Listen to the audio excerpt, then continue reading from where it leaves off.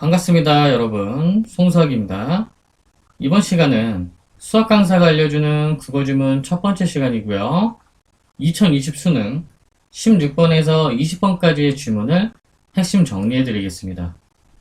여러분의 필요에 따라 기본 정리 영상이나 핵심 정리 영상을 선택하여 보시면 됩니다. 자, 시작합시다. 자, 첫 번째 단락입니다. 첫 번째 단락은 전통적 인식론자와 베이지주의자의 명제에 대한 태도의 차이를 보여주고 있는데요. 일단 수학에서의 명제와 이 글에서의 명제의 차이를 알려드릴게요. 수학에서의 명제는요, 참과 거짓을 명확하게 판별할 수 있는 문장이어야 됩니다. 이 문장을 봤을 때 이게 맞는 말이구나, 이게 틀린 말이구나, 이걸 바로 판단을 할 수 있어야 돼요.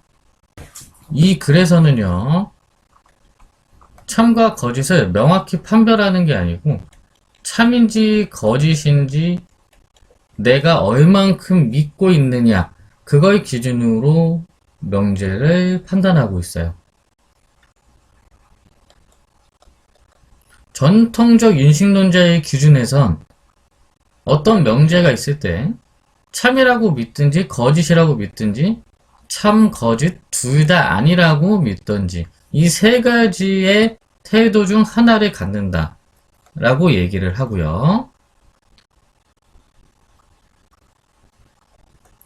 베이지주의자의 관점에선 세 가지의 태도로만 믿을 수는 없고 내 눈이 온다 라는 명제를 가장 강하게 믿느냐 아니면 가장 약하게 믿느냐, 이런 식으로 믿음의 정도로 표현을 하고 있어요. 이걸 수치상으로 표현하면 가장 강하게 믿는 건 10점 만점에 10점만큼 믿는다 라고 표현을 할 수 있고요. 가장 약하게 믿는 걸 1점만큼 믿는다 라고 표현을 할 수 있겠죠. 따라서 베이지주의자는 믿음의 태도를 풍부하게 표현을 할 수 있어요. 전통적 인식론자는 세 가지밖에 표현이 안 됐었잖아요. 베이지주의자는 1점에서 10점까지 다양한 점수로 표현이 가능하니까요.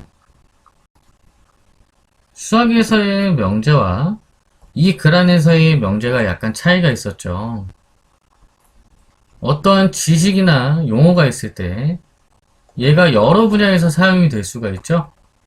그럴 때는 내가 지금 다루고 있는 분야의 정보를 가장 최우선으로 생각을 해야 됩니다. 그래야 혼란을 느끼지 않겠죠. 다음 단락으로 넘어갈게요. 두 번째 단락은 조건화 원리에 대해 설명을 해주고 있는데요.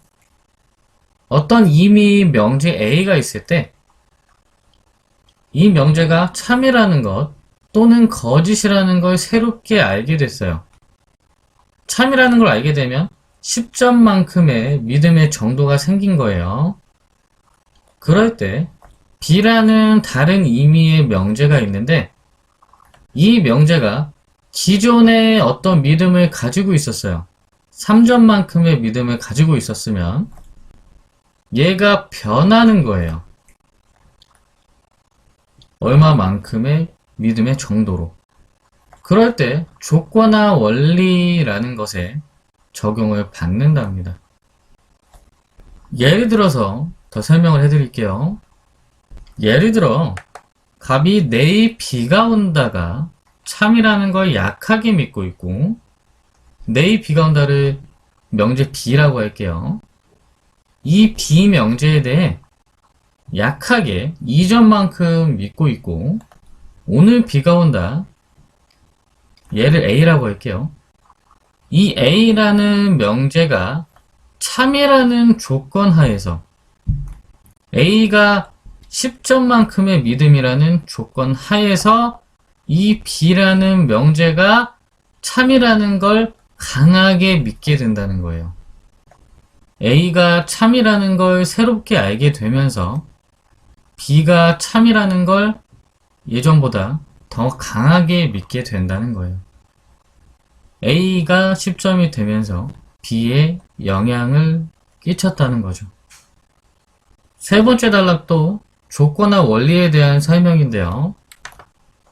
조건화 원리에 따르면 어떤 명제가 참인지 거짓인지 새롭게 알게 돼도 그 명제와 관련이 없는 명제에 대한 믿음의 정도는 변하지 않아야 된대요.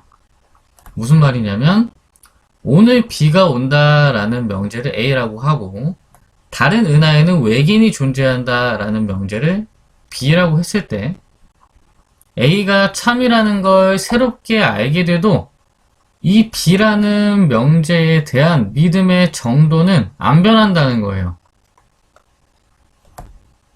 이처럼 베이지주의자는요, 특별한 이유가 없는 한 믿음의 정도는 유지돼야 된다라고 본답니다. A와 B가 관련이 없을 때는 서로 영향을 끼치지 않는다라는 뜻이겠네요. 마지막 단락은 베이지주의자의 실용적 효율성에 대한 얘기를 하고 있는데요. 특별한 이유 없이 기존의 믿음의 정도를 바꾸는 것이 불필요한 에너지를 소모하기 때문에 특별한 이유가 없이 기존의 믿음을 바꾸지 말고 유지하는 게 합리적이다 라고 이야기를 하고 있네요. 여기까지 해서 글의 핵심 내용을 다 살펴봤고요. 끝까지 듣느라 고생 많았습니다.